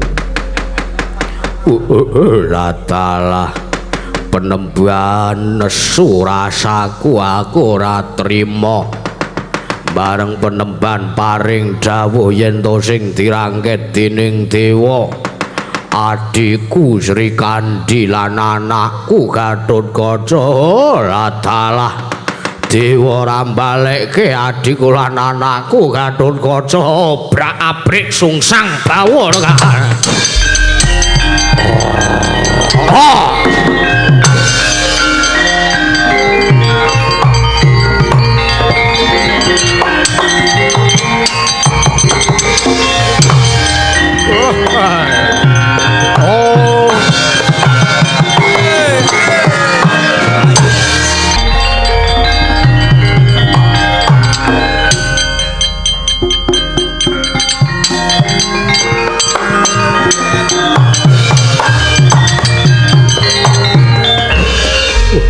sing ngakon ngerep sapa iki wala dalah kori sela matangkep ditutup cetha reti aku arep ngamuk judak jograk kori sela matangkep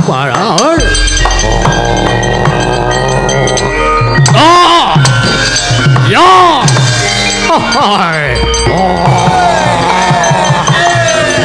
oi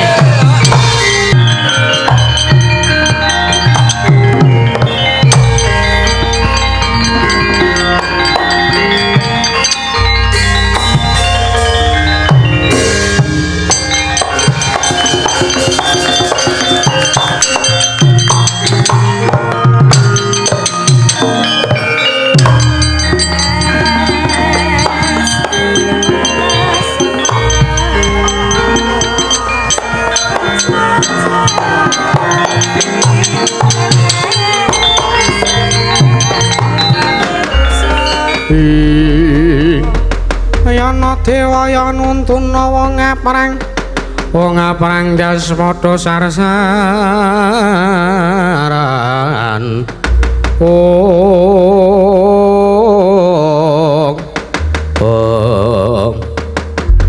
Mas Tunomo sidam sekaring bawana Kakang Narada punapi bandeng wareng adi guru bandeng wareng Banteng menika wujuding sapi gedhe utawi wareng menika cilik. Punapi kula maksud sapi. Nanging nyatosipun punapi Adik Guru. Inggih Kakang Narada. Hawa panas ingkang sumundul ing ngawiyat menika dipun sababaken. Wah, kula mireng wonten yaksa ingkang ngamuk. Wonten ing Kayiwangan Suralaya. Wah, Bathara Guru rambalekke kadang aja takon. Lara tenan.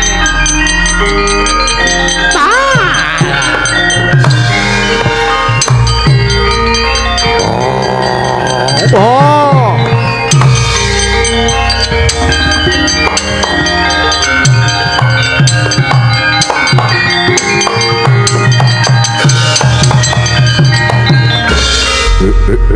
Latalah bujleng-bujleng iblis lanat padha jek-jekan ana dewa mulang sarak pakardimu teka kowe menehi pidana adikku Sri Kandi lan Gatotkaca mbok cemplungake ana ing kawah Candradimaka kuwi titah sing ora duweni kaluputan. Kita kuwi yaksa sapa? Takon karo aku buta kleyang kabur kanginan kendang kebaraten. Saka ngendi papan dunungku ya ing kono. Dununge awakku aku Badra Yaksa iya dasar para nyata. Narada kowe ora sah mesam-mesem nek wis ngerti karo aku. Ora arep rono wae aku. Wis ora. Nah, bocah kaya iso dadi buta semono-mane ayu gak main itu. Wah, wong wedok ini wis nesu ki ya. Wah, tidak bisa. Apa menene pas lagi ketekan tamu. Wah. Kaya macan ucul saka kandange. Kakang Narada guneman menawa mboten kula rasar-rasan menika gapura apa lukisan menika kok. Pradane kok do nglitok-nglitok niku. Ora mbaleke adhiku sak kelora obrak-abrik kayangan guntur geni guntur angin sirnakna yaksa iki guntur geni.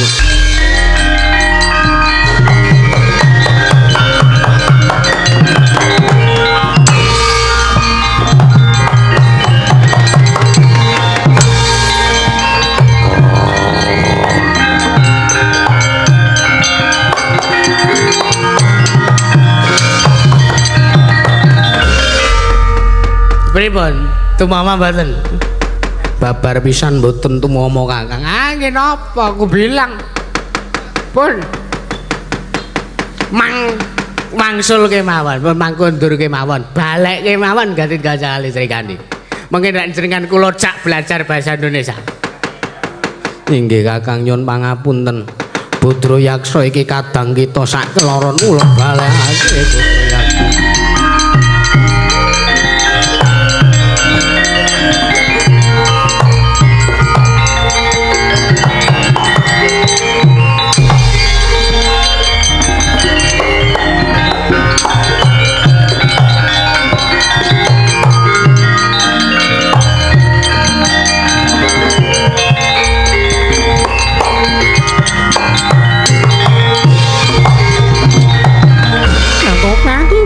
Pangapunten sewu-sewu kalapatanipun ingkang abdi tadah wadu ana ing jebu kulon.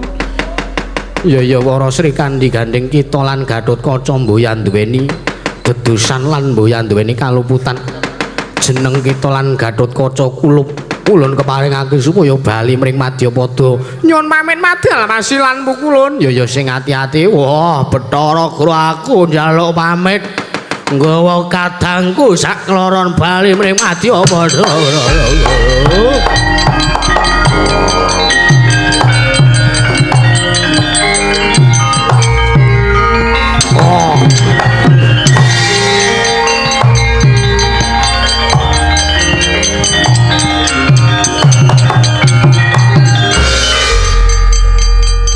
Kakang Narada menika janipun sinten? Jan nek kula omongi mboten ngandel. Dewa kok ora iso nerawang. Mbok didelok ana dewa kok kopake semono gedene. Ana yaksa kok kopake semono gedene. Menika menapa inggih? Nggih. Macres ta? Mboten. Menika kula aturi wae ya ampun. Nggih, teng Karang Kawidodaren monggo. Seneng-seneng teng mrika. Pun sedaya pun clear permasalahanipun. Inggih Kakang monggo. Mohon monggo. Sedaya pun sami napa niku? Mpun sami rahayu wilujeng. Wilujeng sanes wilujeng. Nggih. Pun Kakang kula lajeng Karang Kawidodaren niki.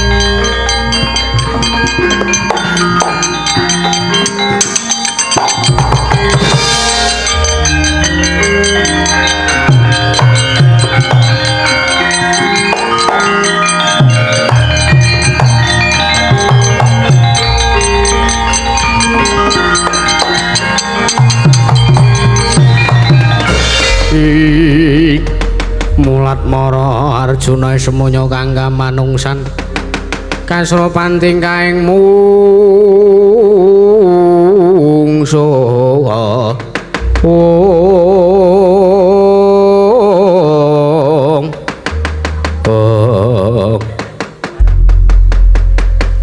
ana pendhita tuwa iku sapa Begawan Widara Dewa kuwi garwaku sak kloronana kono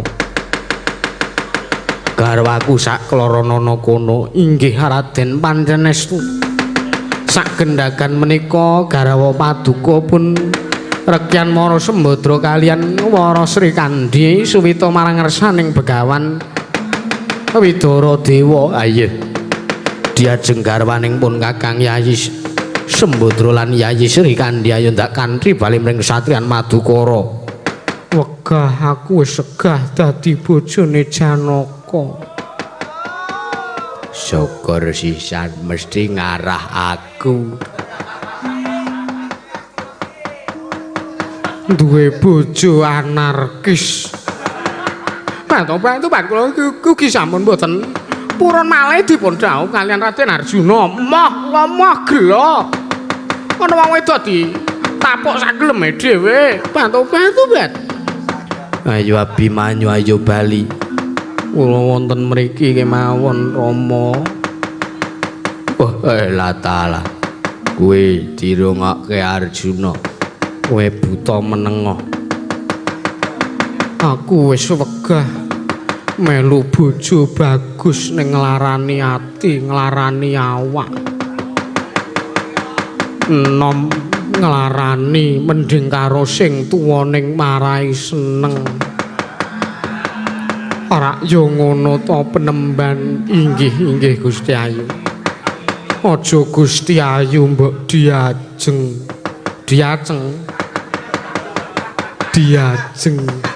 wela taala ya diajeng Wara Sembadra lan diajeng Wara Sri Kandi mbok kula setunggal Penemban Widara Yaksa kowe mengko tak golekke kirik wedok wow panjenenganmu kok kebangeten ora aku ya menggegojekan yen to Raden Arjuna kepengin njaluk kondure garwamu sak kloron langkono kuwi kuandane Widara Yaksa waduh kok aku sing diarahke to iki sing iso perang ya mung kowe wala dalah inggih Penemban ayo Raden Arjuna pancen kowe njaluk baline garwamu sak kloron langkaana kuwandaku mati dening aku kowe Widara Yaksa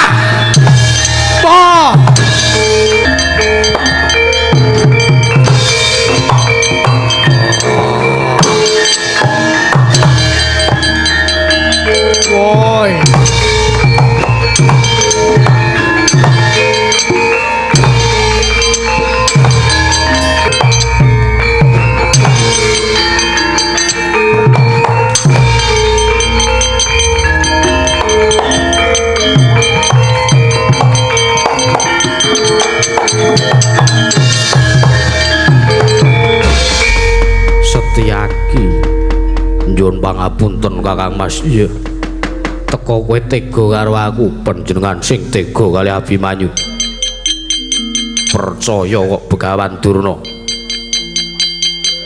percaya kok karo Begawan Durna lah nek kula luwung percaya kalih video-video ngen YouTube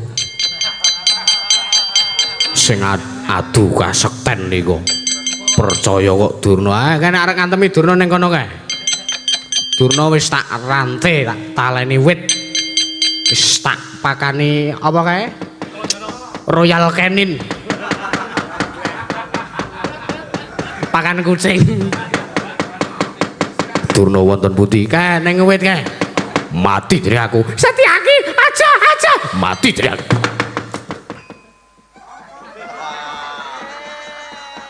Setyaki kowe kok meneng wae?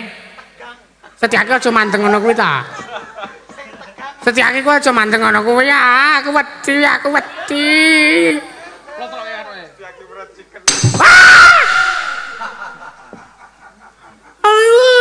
Ngantem nih orang nggon lato-lato Setyaki. Iki masa depan Setyaki. Modar. Wong ki nek mulang sarah. Mati dari aku. Antasena. Aku nglenggono kaluputanku. Aja nglenggono kaluputan karo aku, karo Abimanyu. Iya. Ayo manunggal ning pertapan Widara. Sowan Pak De Kuat yo. Ayo Mak Cilik ayo sowan Pak De Kuat. Ayo.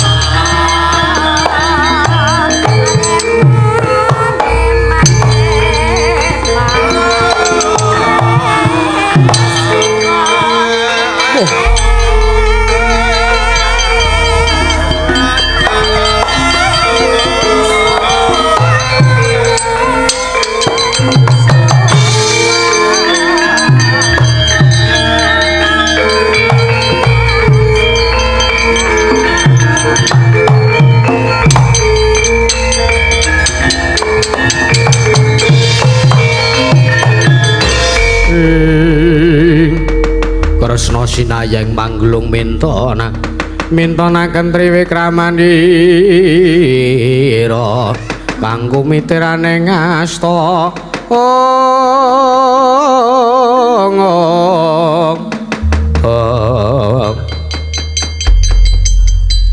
Terus ada kahanane kok nyenyete kaya ngene. Ha ya ora apa-apa arep wis sesuk. Mbak ayo ndelok-ndelok kanan pertaku. Truk kowe ngerti wong Widara kae mau ngerti? Pak De Kuat. Udu. Karak Widara Kanigara. Lah terus iki lho Widara payung. Kok malah ireng tadi. wis iku ora kena. Wae Sinuwun Ndrawati ngono. Apa iya? Heeh. Wah iya, Ding. Sinuwun Ndrawati. Ha nggih, Sure. Iki jeneng ngamuk kaya ngono kuwi. Aku pokoke kerep arep dolan ning Kanigara. Ya. Meguru. Ya Saru-saru. guru kok saru-saru gak aku ora. Koko Prabu kula nyuwun pangapunten. Ya Arjuna. Jalaran kabeh iki mau wis dadi keparenge Gusti. Yen to Begawan Durna Mindhawana kelawan wujute nata Ndrawati. Inggih kula nyuwun pangapunten Abimanyu nggiraku njaluk pangapura. Inggih Kanjeng Rama mboten dados menapa jalaran kula ugi kelepyan. Dangu mboten sowan wonten ing negari Ngamarta ngantos kula kesupen mboten mangertosi lalampan wonten negari Ngamarta. Yayi Sembadra lan Sri Kandi ayu tak kanthi mring kesatriyan wegah milih melu Begawan Widara Dewa. Sawangen Begawan Widara Dewa. Penemban kula nedya suwita dumateng panjenengan.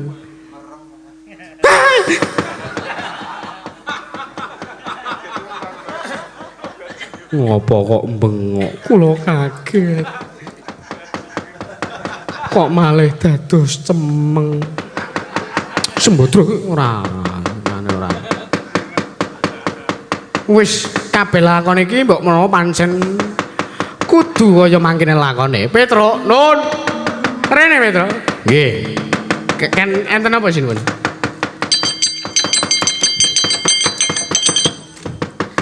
Ndara werku Ndara beluke iki ora nglingguhi sikile wong. Pikire wong dilingguhi kok geleme dhewe. Ana papan kosong dene nggih ngapunten. Werkudara kon rene. Werkudara ten Ngamarta iki. Belum apa? Wis adoh ampun kula rampungane mon. Kula iso nyeblake barat. Unine mak. Ngoten niku. Kuwintut wis mangsa bareng Werkudara sing arep nyeblake barat. Nyingkirake klilip-klilip sisen ngono kae wae to. Nggih.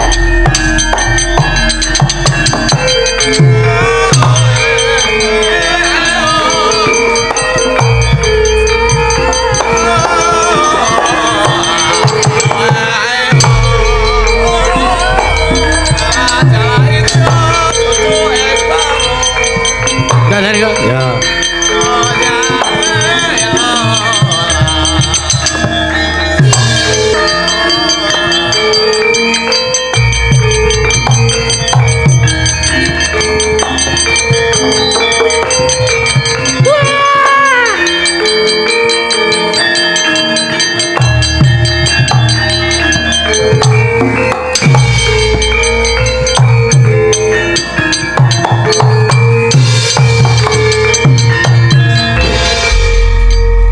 Lu mampus lu menungso ora Antareja aku celna ya Antareja masa pak rantai kaya ngene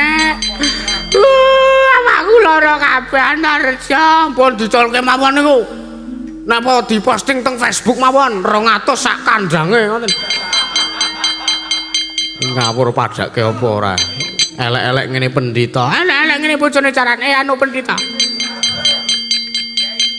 koncolke mawon kowe wis gah iki selaret tancep kayon malah wis sing barang dadak ngei Durna diranti ning wit barang. Sak luwaris kok bandanmu Begawan Durna Yang Durna. Oh Antareja, aku yo ngapura. Inggih, kula gi nyuwun papunten sedaya menika kula wau namung konflik. Iya. Lan sedaya menika kula wau sampun kodrating Hyang Maha Masa utawi Gusti Allah Subhanahu wa taala. Iya.